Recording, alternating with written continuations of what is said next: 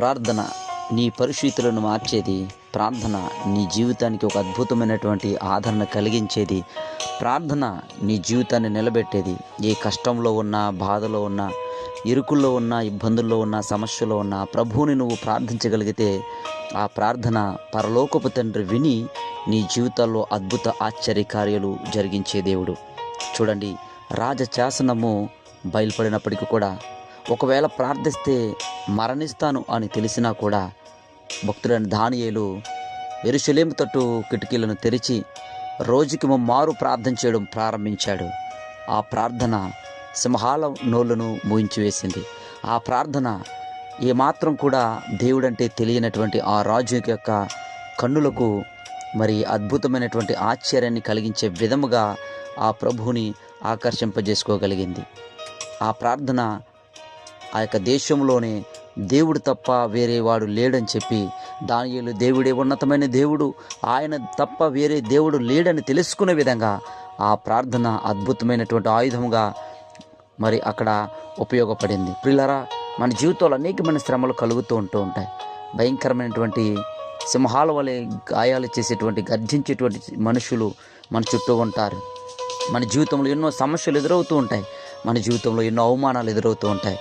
మన జీవితంలో భయంకరమైనటువంటి శ్రమలు మనల్ని వెంబడిస్తూ ఉంటాయి.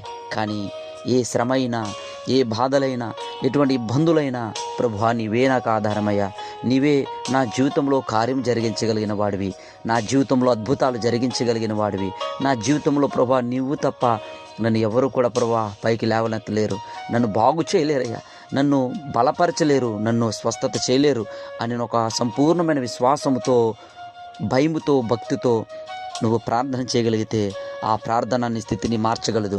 ఆ ప్రార్థన ఉన్నతమైనటువంటి స్థానాన్ని పొందుకునే విధంగా నీ జీవితంలో గొప్ప కార్యాలు జరిగించగలదు.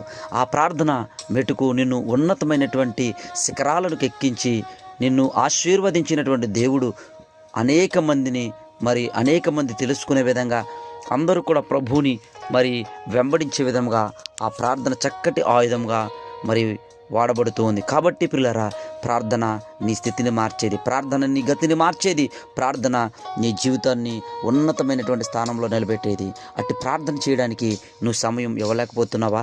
అట్టి ప్రార్థన చేయడానికి నువ్వు సమయాన్ని హెచ్చించలేకపోతున్నావా?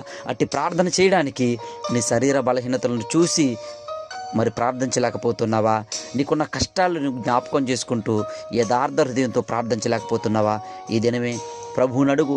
ఆ యొక్క కష్టాలన్నింటిని పక్కన పెట్టి, ఎదురుగా ఉన్నటువంటి సమస్యలన్నింటిని పక్కన పెట్టి, ప్రభువా నీవు కావాలయ్యా, అయ్యా నువ్వు నా ప్రార్థన ఆలకించేవాడివయ్యా, నా స్థితిని మార్చగలిగేవాడివి, నా జీవితంలో గొప్ప కార్యము జరిగించగలిగిన వాడు నీవే ప్రభు అని నువ్వు యథార్థ హృదయంతో ప్రార్థించగలిగితే ఆ దేవుడు నీ ప్రార్థన విని నిన్ను ఆశీర్వదించే దేవుడు. హల్లెలూయా!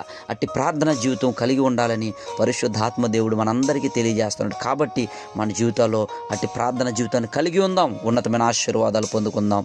దేవుడు మీ జీవితాలను దీవించునుగాక. ఆమేన్.